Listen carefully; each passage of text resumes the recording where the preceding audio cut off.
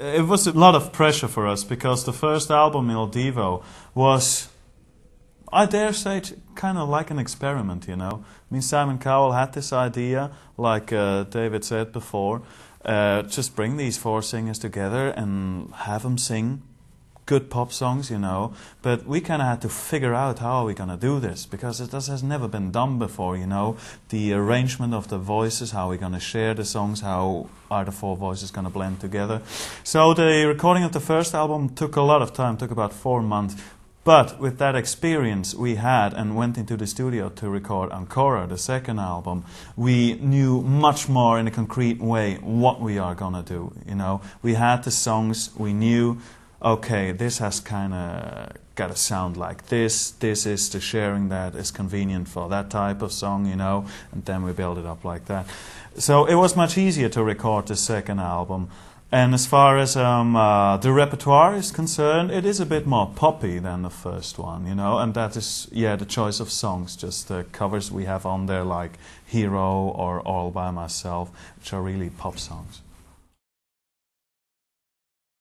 There's a lot of songs on Ancora that I'm excited about. I like the duet that we do with Celine Dion, I Believe in You. I'm trying to remember which songs are on the album actually here in the US, because different songs went on different territories. I liked when we did All By Myself. I thought that was very nicely done. But like Urs said, it was a different experience, because trying to not to veer too far away from what the sound of ILDIVO, but try to incorporate more of the pop element, because on the first one we felt it maybe stayed a little bit too classical. And so to try and experiment into the pop, that was a lot of fun. And there are a lot of tracks on there that I think are cool. I like Isabel as well. ILDIVO was a concept by Simon Cowell, who after listening to the Three Tenors and Andrea Bocelli decided to put together a group that would try and bridge the gap between the opera world or the opera technique of singing and the pop world, pop style of music, because he fully admits he doesn't really know or like opera. So he auditioned around the world in 17 different countries to find 4 singers that would be able to facilitate this. And he found myself and Urs and Carlos from the opera world.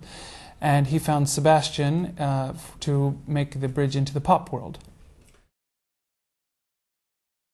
It's actually very funny because neither for me, Carlos, or Sebastian, that name was familiar. Because in the countries where we lived and where we come from, those TV programs he does are completely unknown, you know. So he's really not notorious there. So we just went in those auditions just blank as far as that is concerned. For David, the case was a bit different.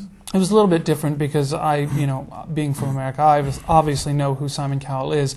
I just didn't know he was involved in this process until after I had already agreed to do it. All I knew was that the record company wanted to, do some sort of crossover album, and then they said, "Oh yeah, Simon Cowell's behind it." And I thought, "Oh, okay, this is a lot bigger scope of a project than most normal opera records." So yeah, it could be very interesting.